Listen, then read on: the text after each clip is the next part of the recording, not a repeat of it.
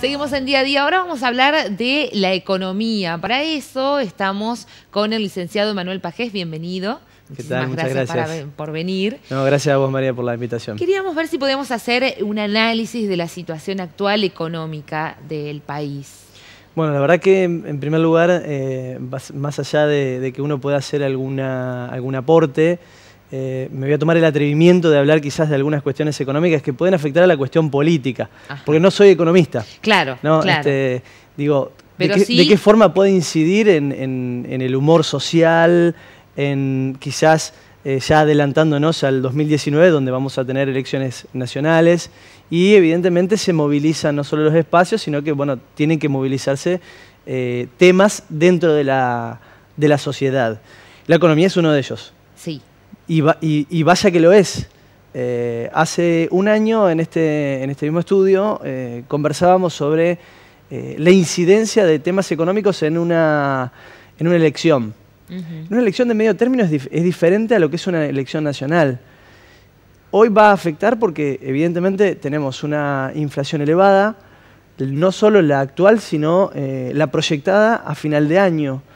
Y cuando estamos hablando de elevada, es algo alrededor del 30%. Tanto consultoras privadas como consultoras públicas, o mejor dicho, mediciones públicas, así lo indican. Y ya va a haber un periodo, al menos de 4 años, toda una gestión, donde el ciudadano común, el ciudadano de a pie, lo que va a hacer es una evaluación. ¿Qué tanto más puedo esperar para ver alguna mejora? Puede ser una mejora salarial, una mejora en el consumo, para o continuar con el mismo camino digo, de este gobierno, o bien, como hablamos en otros contextos, pegar el volantazo y elegir otra opción. ¿Tenemos una opción? Bueno, en realidad ese es el gran dilema, porque hasta ahora estamos hablando sobre escenarios hipotéticos. Si va a estar Cristina, si va a estar Urtubey, si va a ser Massa, si va a haber algún candidato por fuera de la política tradicional, como se está hablando hoy en los medios nacionales, como Tinelli, ¿no? Y el miedo que esto podría representar para el oficialismo, miedo entre comillas, porque estamos a un año, y un año en política y un año en economía es un montón. Es un montón, pueden cambiar miles de cosas, ¿no? Sí, un montón, y un montón en el humor. Digo, cómo nos afectan. Si nos vamos 3 meses atrás, no estaba tan en la punta de la lengua hablar y reflexionar sobre problemas económicos. Hoy, con la devaluación, con la suba del dólar y esa incidencia en los precios del ciudadano, exacto, en el consumo, en los servicios. Digo, en algún momento la evaluación ya empieza a ser mucho más fina. No es tengo que esperar. En realidad es cómo estoy ahora y cómo estaba antes. Empezás a hacer una comparación que es subjetiva. Sin embargo, yo escucho todavía mucho decir, bueno, estamos pagando lo del gobierno anterior. Sí, y va a seguir estando esta comparación. Esto es así, ¿no? Ya ¿cuánto pasó? O sea, ¿cuántos más? y además esto es una costumbre casi reiterada, repetida, remanida. Siempre hay una comparación con el anterior. El tema que ahora la comparación va a ser con el propio referente nacional. Puede decir, el anterior son los 3 o 4 años, claro, de esta gestión, es decir, ya tienen un pasado. Sí. O sea, el gobierno nacional ya tiene un pasado. Con lo cual la comparación es tanto con el gobierno anterior como con el gobierno actual. Porque, digamos, en las mediciones, en las encuestas, en los sondeos, lo que se está viendo es que más allá de que responsabilizan a un gobierno anterior de problemas actuales, lo que están viendo es una falta de eficacia en la solución de los problemas. Que más allá de que si exista o no existe una falta de eficacia, hubo elementos discursivos puestos en el análisis o puestos en la opinión pública de manera directa por parte del oficialismo, es decir, metas incumplidas que nadie de afuera lo solicitaba, sino que decía, bueno, el segundo semestre, dijeron, por ejemplo, va a pasar tal cosa y finalmente no pasa. Y no pasaba. Entonces, es decir, el propio oficialismo lo que hacía era poner un elemento discursivo como para comparar algo de una situación previa o una situación futura, y sin embargo cuando esto no ocurría, lo que hay es una falta de tino quizás en las palabras que se utilizaban. También. ¿Vos crees que un discurso puede cambiar?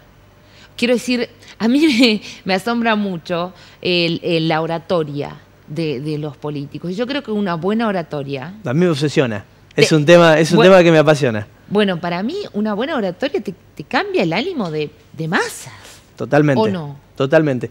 El tema es que, por ejemplo, coincido al 100%. Cambia el ánimo, incluso tiene mucha incidencia. El tema es que ya no es la misma oratoria de las masas. Claro. Digo, vamos a poner un ejemplo concreto. En la apertura del Congreso, el día 1 de marzo, en la primera gestión, o mejor dicho, el primer año de gestión de Mauricio Macri, estaba la comparación en la extensión, por ejemplo. Okay. La extensión, es decir, fue mucho más extenso el último discurso de Cristina Fernández en su último año de gestión, que el primer discurso de Mauricio Macri en el primer año de gestión del actual gobierno nacional. Y eso es actualidad. Hoy la actualidad demanda un discurso más quizás hasta más informal, más dinámico, con mayor emocionalidad. Y ahí es donde por ahí uno puede encontrar diferencias, no solo entre estas dos figuras, sino entre todo el arco político. Todo, sí. Otro ejemplo concreto, porque si hablamos también de discursos, hablamos de las plataformas comunicacionales por donde quedan plasmadas. Claro. El viernes pasado, el Día del Amigo, ¿no? Muchos jóvenes, ¿qué hacían? Se reunían, se sacaban fotos, las subían a las redes.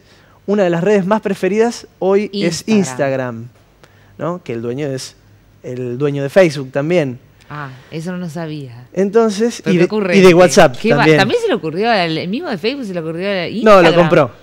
Lo compró. Pero qué astuto, lo habrá comprado cuando no valía nada. No sé si nada, pero seguramente para él era nada. Estos son comentarios como que para adornar el estado de situación. Uno de los públicos que paradojalmente menos atrae este gobierno nacional es el público joven, pese al uso de las tecnologías, las redes y demás. Porque es donde más fuerza le pone. Y el viernes, a la tarde, el presidente de la Nación, haciendo uso de esta actualización de Instagram donde se puede hacer preguntas en vivo, respondió en vivo por primera vez. Ah, mira. Entonces ya estamos viendo también una primer decisión política de una figura, de todo un equipo de gestión de cara al año que viene. Claro. Entonces estábamos hablando de que el presidente respondió distintas preguntas en vivo, eligió o filtró, sin dejar de hablar de otros temas. O mejor dicho, dejando al margen otros temas. Esa es la pregunta que vos pones en Instagram, que dice pregúntame lo que quieras. Claro, así es. Bueno, pero está bien. Pero no es una respuesta, o sea, no es en vivo. No, es casi en vivo, es un falso vivo. Claro. Y vos también elegís si contestás o no Así es. Pregunta. Es más, con el caudal de seguidores, evidentemente uno no puede no puede responder a todas las preguntas. ¿Y vos crees que algo así es bueno para una visión política buena, te da?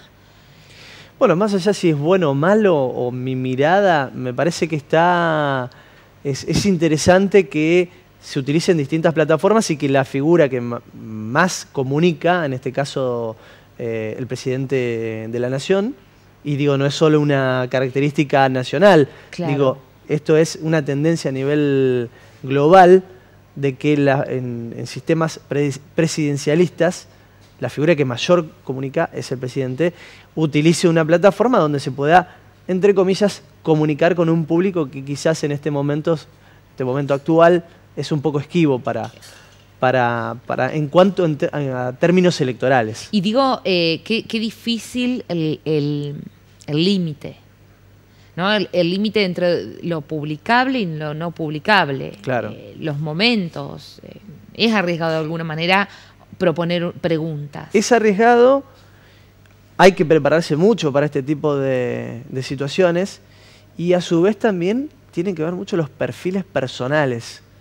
¿no? De esto se habla mucho, de quién es mejor, quién es peor, quién comunica de manera oral con mayor efectividad y quién tiene pasión, quién se muestra, entre comillas, coacheado. Claro. Hay un límite que es realmente muy borroso y que evidentemente uno tiene que hacer uso de cómo es percibido.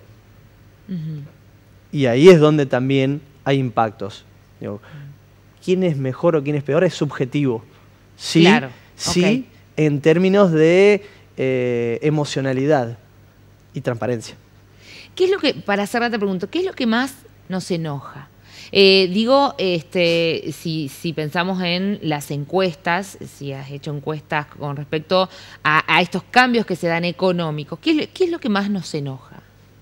Bueno, en términos económicos enoja mucho. Que tiene que ver con lo político, ¿no? Con decisiones políticas. Sí, quizás es la falta de, no quiero decir tino, o la falta ni tampoco de sensibilidad, pero, por ejemplo, en el tema de las tarifas de los servicios, había una molestia muy grande, más allá de que, perdón, más allá de que, digamos, los subsidios quizás no podían continuar o estaban mal otorgados, digamos, o una readecuación había que hacer. Claro. ¿no? Sí. Entonces, de todas formas, se aplicaron este tipo de decisiones políticas, quizás no de la mejor manera. Entonces hubo marchas y contramarchas que, si bien es bueno reconocer de que uno comete errores, porque los cometemos todos, sí afectaron y siguen afectando. Entonces, si uno toma la política de las tarifas en los servicios, toma la medición del desempleo, el desempleo sigue siendo uno de los 3 máximos problemas que tiene la Argentina, ¿no? Entre otros. La inflación estaría en primer lugar. Y en segundo lugar, de acuerdo tanto a mediciones propias como de otros colegas, estaría la corrupción. Y quizás es un combo bastante peligroso, ¿no? Tarifas, estamos tomando el tema de corrupción, inflación, y a eso le ponemos 2 o 3 elementos más, es un combo realmente peligroso. Sí. Y por mencionar otros 2. Uno, el que se está hablando hoy, el tema de las Fuerzas Armadas y la reestructuración y demás. Sí. Casi una especie de contradiscurso con lo que el propio gobierno ha dicho en cuanto a hay que olvidarse ya y dejar de hablar de los militares y demás. Y ahora lo ponen en lo público. Y a eso le sumamos estos temas siempre polémicos como el Fondo Monetario Internacional, exacto, la visita de Lagarde a la Argentina, las manifestaciones, que no solamente son en Argentina. Lagarde visita Francia y se manifiestan ahí. ahí. Sí, totalmente. Sí. Emanuel, muchísimas gracias. No, a ustedes por la invitación. Gracias por venir. Nosotros seguimos con más noticias, pero después...